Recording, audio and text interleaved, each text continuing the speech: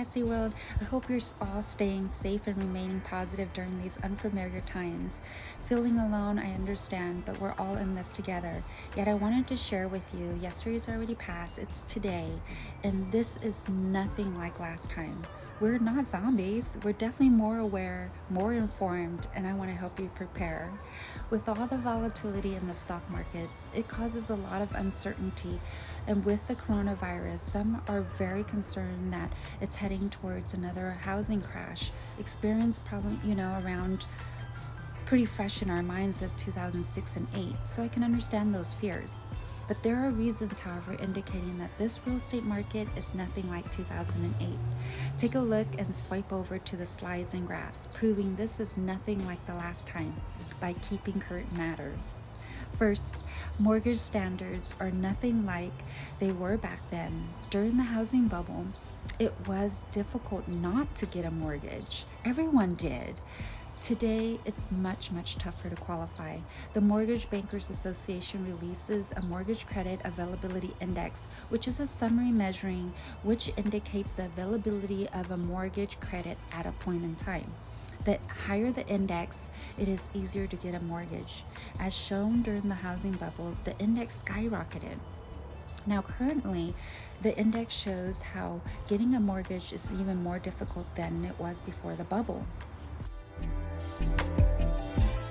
Secondly, prices are not soaring out of control. You can see by the graph the annual house appreciation over the past 6 years compared to the 6 years leading up to the height of the housing bubble. Though prices have appreciated and been quite strong, it is definitely nowhere near the rise in prices that preceded the crash. There's a stark difference between the two periods of time. Normal appreciation is 3.6, so while current appreciation is higher than historic norms, it's certainly not accelerating beyond control as it did in the early 2000s. Third, we don't have a surplus of homes on the market. We have a shortage. So remember this, there are families who simply have life plans, needs, and goals that involve buying and selling real estate. The month's supply of inventory needed to sustain a normal real estate market is approximately 6 months. We don't actually have that. Anything more than that is an overabundance that will cause prices to depreciate, and anything less than that is the shortage, which will lead to continued appreciation, which is great. As the next graphs show, there were too many homes in 2007, causing prices to tumble. Today, there's a shortage in inventory, causing acceleration in home values.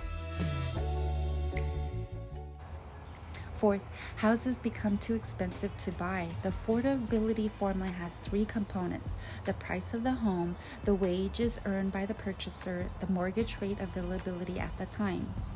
So look at the graph and you can see the difference.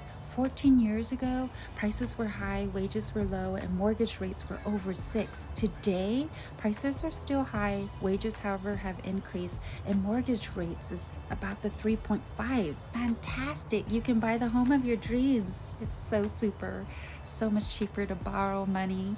The average family actually pays less in their monthly income towards their mortgage payment than they did back then.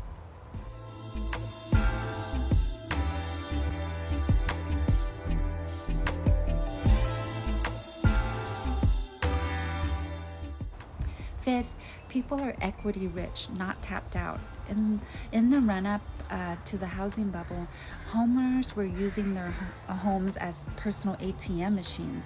Don't we all need that right now? And they were withdrawing their equity once it built up and learned a really tough lesson in that process. Prices have risen nicely over the last few years, leading to over 50% of homes in the country having greater than 50% of equity. But owners have not been tapping into it like last time. We can see by the table comparing the equity withdrawal over the last 3 years compared to 2005 and 7.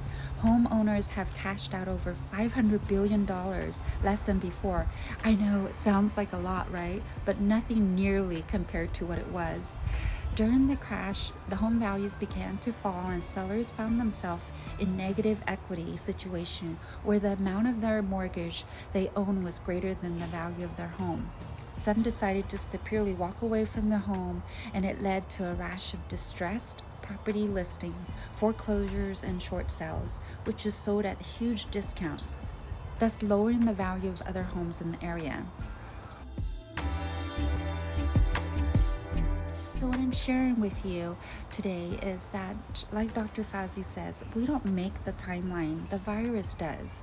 So while we don't know actually the exact impact the coronavirus have on this housing market, what we do know though is that the housing isn't the driver. I hope all of this data helps alleviate some of the fears, and we will not continue to make any of these mistakes like in the housing crash. So this shall all pass, and we're all in it together. I'm here for you, so please connect via email, text, call, video even. Be well, stay healthy, and have a beautiful evening.